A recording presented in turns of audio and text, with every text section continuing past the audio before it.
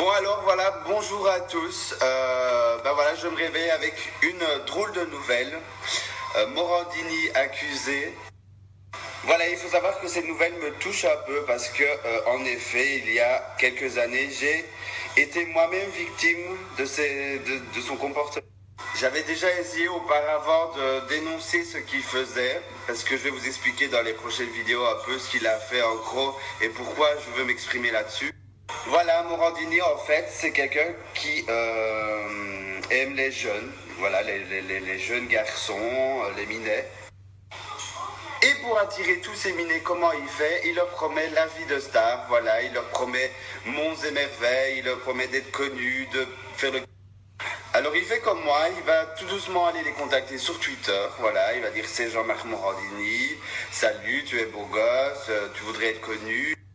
Et puis petit à petit, il va te demander, ben voilà, moi je peux t'aider, il va te dire, je peux t'aider, je peux te faire passer des castings, Red Story, nanani, nanana, mais en échange, il te demande des photos de toi sexy, de plus en plus sexy, voire nu, parce que si tu fais pas de photos nues, tu n'as aucun avenir.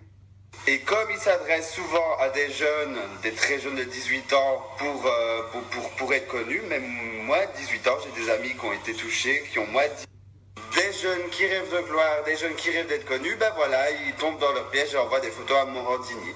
Pour ma part, ce qui s'est passé après, j'ai été invité par Morandini lorsqu'il faisait son émission Morandini sur Énergie 12. J'ai été invité par lui chez lui dans son appartement. Enfin, pour être plus précis, dans l'appartement de ses rédacteur en chef Kevin Vatan, voilà, qui est le rédacteur en chef de son blog Morandini.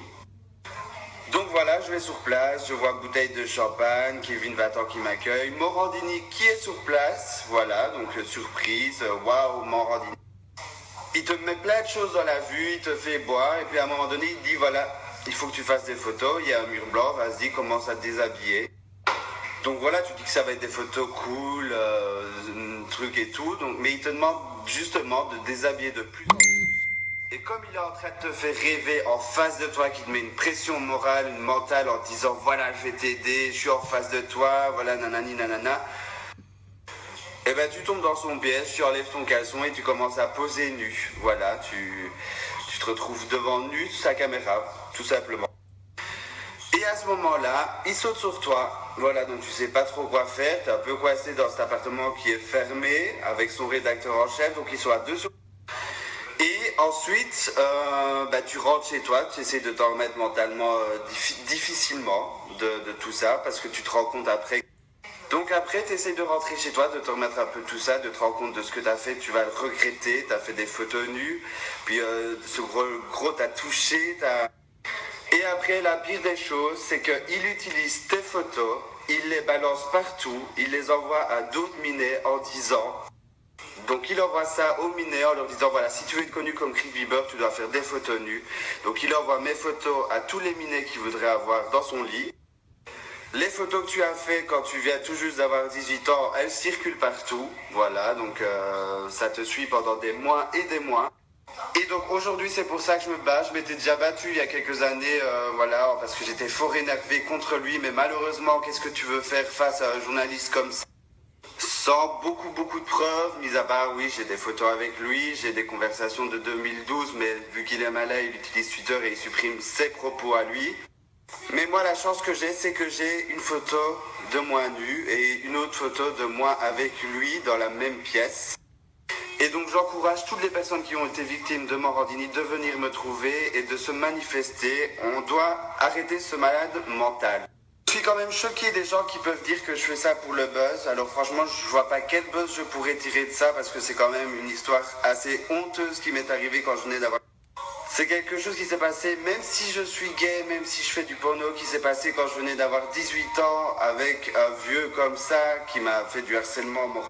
Donc ce qui s'est passé, c'est que moi je me suis levé, j'ai vu l'information avec toute la haine que j'ai encore sur lui. J'ai pris tout simplement la liberté de m'exprimer sur ce qui était là-dessus pour me libérer. Je n'ai aucune envie de faire le sourd et l'aveugle sur cette histoire. Franchement, je vais me rebeller, je vais poursuivre mon combat pour tous ceux qui ont vécu ça. Voilà, j'ai des amis proches qui ont vécu ça. Je vais absolument pas me laisser faire et j'en ai rien à foutre des avis qui disent que Sachez que j'ai déjà essayé d'en parler avec des gens, mais malheureusement, quand tu te retrouves face à un journaliste comme ça, c'est presque impossible de te faire entendre. Les gens... Et quand ça t'arrive, quand tu es aussi jeune, je peux t'assurer que tu n'as pas forcément envie d'en parler tellement c'est honteux ce que tu as vécu.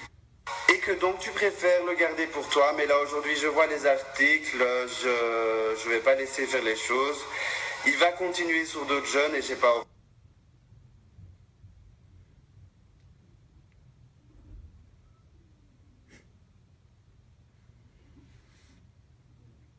Et donc voilà, pour en raconter un peu l'histoire, ce qui est le plus dégueulasse, c'est que tu te retrouves dans l'appartement avec lui quand t'es jeune, tu viens de Belgique, il paye tes billets d'avion, t'es chez dans l'appartement de son rédacteur en chef, Kevin 20 ans, pour être plus précis. Voilà, et il te dit de te mettre devant la caméra et de faire des photos. De plus en plus, il te demande d'enlever ton t-shirt et puis d'enlever ton boxeur. Puis là, tu te dis non, donc il te met la pression avec son rédacteur en chef qui est juste à côté de lui. Tu te retrouves nu et il saute sur toi. Il saute sur toi, enfin, il met ta main là, il dit mets ta main comme ça, puis là pour être plus sexy, puis il commence à t'embrasser violemment, tremblant comme ça, puis il commence à te griffer le dos comme ça. C'est vraiment un truc de malade ce qui s'est passé. Et puis donc je rentre chez moi pour essayer de me remettre, etc. On a fini aussi le reportage qu'on devait faire sur Énergie 12, sur son émission Morandini. Et après, il envoie les photos que tu as fait nu aux autres minets pour leur dire voilà, Chris Bieber il a fait ça pour être connu, vous devez faire pareil.